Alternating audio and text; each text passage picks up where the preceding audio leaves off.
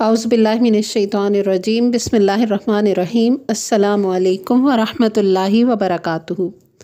صحابہ کرام رضوان اللہ علیہم اجمعین کے منتخب سنہرے واقعات میں آج جو ٹاپک ہم پڑھیں گے وہ ہے ہم نے اسے ہمیشہ بھلا اور شریف ہی پایا۔ رسول اللہ صلی اللہ علیہ وآلہ وسلم کی صاحبزادی سیدہ زینب رضی اللہ عنہا محض 9 سال کی عمر ہی میں گھریلو امور کی ماہر اور اعلیٰ اخلاق کی پیکر بن چکی تھیں۔ ان صفات حمیدہ کے باعث قریش کے گھرانوں کی طرف سے ان کے لیے رشتے آنے شروع ہو گئے تھے۔ سب سے پہلے جو رشتہ آیا وہ سردار ابو العاص بن ربیع کا تھا۔ یہ سیدہ زینب کی سگی خالہ سیدہ ہالہ بنت خویلد کے صاحبزادے تھے۔ خالہ ہونے کے ناطے آنا جانا تو رہتا ہی تھا۔ یہ نہایت شریف النفس نوجوان تھے اور قریش کے معزز خاندان سے تعلق رکھتے تھے۔ ان کا نسب نامہ رسول اللہ صلی اللہ علیہ وآلہ وسلم کے پردادا عبد مناف پر آپ صلی اللہ علیہ وآلہ وسلم کے نسب سے جا ملتا ہے۔ ان کا سلسلہ نسب یہ ہے: ابو العاص بن ربیع بن عبد العزیٰ بن عبد الشمس بن عبد مناف بن قصی۔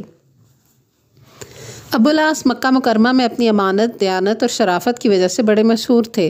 مورخین کے مطابق یہ بھی مکہ میں امین کے لقب سے مشہور تھے۔ سیدہ خدیجہ رضی اللہ عنہا اپنے بھانجے کے اعلیٰ اخلاق سے خوب واقف تھیں، چنانچہ اللہ کے رسول صلی اللہ علیہ وآلہ وسلم سے مشورے کے بعد انہیں اس رشتہ کو قبول کرنے میں کوئی تعامل نہیں تھا۔ ابو العاص قریشی تھے اور تجارت کے معزز پیشے سے وابستہ تھے۔ مالی حالت بھی خاصی بہتر تھی، لہٰذا جلد ہی ان کا نکاح ہو گیا اور ساتھ ہی رخصتی بھی کر دی گئی۔ اسی وقت کے رواج کے مطابق سیدہ خدیجہ رضی اللہ عنہا نے اپنی بیٹی کو جہیز بھی دیا، جس میں ایک قلادہ یعنی گلے کا ہار بھی تھا۔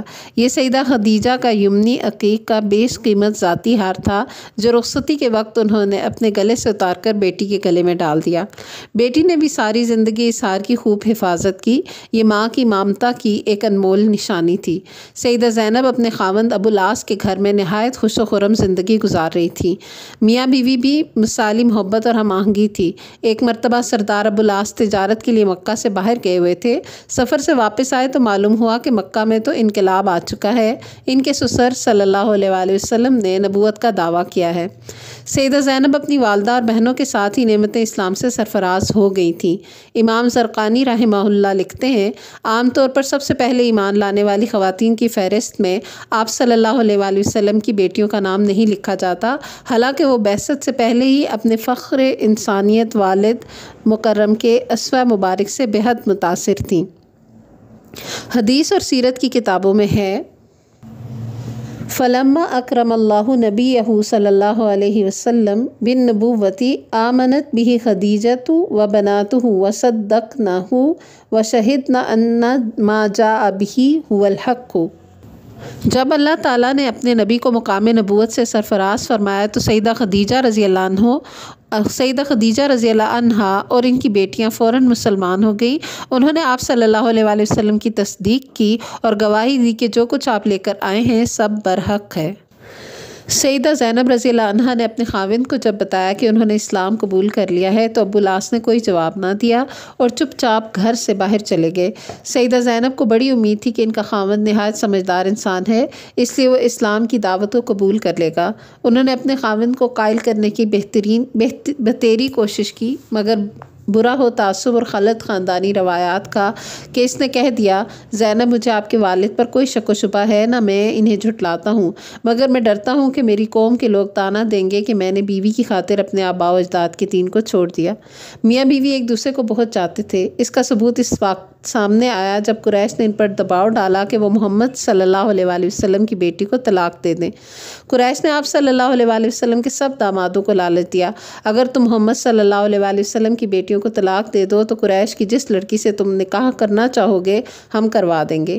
ابو العاص نے دو ٹوک انداز میں کہا: اللہ کی قسم، میں اپنی بیوی کو ہرگز نہیں چھوڑ سکتا اور نہ میں قریش کی کسی عورت کو اپنی بیوی کے بدلے پسند کرتا ہوں۔ بصرہ دمشق سے اردن جانے والی سرحد پر واقع ایک قدیم شہر تھا۔ یہ اس وقت کی سب سے بڑی تجارتی منڈی تھی۔ راقم الحروف نے اس شہر کی 2008 میں سیر کی تھی۔ اب تو وہاں اس کے کھنڈرات ہی نظر آتے ہیں، مگر شامی حکومت نے اس پر بے پناہ دولت خرچ کر کے اسے سیاحتی مقام میں تبدیل کر دیا ہے۔ یہ شہر جو بلا شبہ ہزاروں سال پرانا ہے، اسے دیکھ کر اندازہ ہوتا ہے کہ واقعی یہ کسی زمانے میں بڑی تجارتی منڈی رہا ہوگا۔ بحیرہ راہب اسی جگہ رہتا تھا اور یہیں اس کا گرجا بھی تھا۔ روایات کے مطابق قریش عموماً تجارت کے لیے اسی جگہ آتے تھے۔ یہاں وہ اپنا سامان فروخت کرتے اور منڈی سے نئی نئی چیزیں خریدتے تھے۔ آج کل جو تجارتی نمائشیں لگتی ہیں ان کا تصور یقیناً ہزاروں سال پرانا ہے۔ قارئین کے لیے ممکن ہو تو اس علاقے کی سیر کے لیے ضرور جائیں، یہاں ہماری تاریخ کے بہت قیمتی اوراق چھپے ہوئے ہیں۔ شام کا راستہ مدینہ کے قرب و جوار سے ہو کر گزرتا تھا۔ ان دنوں مسلمان حالت جنگ میں تھے۔ حدیبیہ کا معاہدہ ابھی تک نہیں ہوا تھا۔ ابو العاص اپنے سامان تجارت کو لیے شام سے مکہ کی طرف جا رہے تھے کہ مدینہ کے قریب سیدنا زید بن حارثہ رضی اللہ عنہ کے لشکر سے سامنا ہو گیا۔ زید بن حارثہ 70 سواروں کے ساتھ عیس کی جانب جا رہے تھے۔ قافلے کا سامان مسلمانوں کے ہاتھ آ گیا۔ ابو العاص بھاگ گئے اور گرفتار نہ ہو سکے۔ وہ بھاگ کر سیدھے مدینہ کا رخ کرتے ہیں۔ انہوں نے رات کے وقت سیدہ زینب کے گھر پر دستک دی۔ یہ سیدہ کے خاوند تھے۔ درست ہے کہ ابھی انہوں نے اسلام قبول نہیں کیا تھا، مگر سیدہ کے بچوں کے باپ تو تھے۔ اس وقت تک میاں بیوی میں سے کسی ایک کے کفر کی صورت میں علیحدگی کا حکم نازل نہیں ہوا تھا۔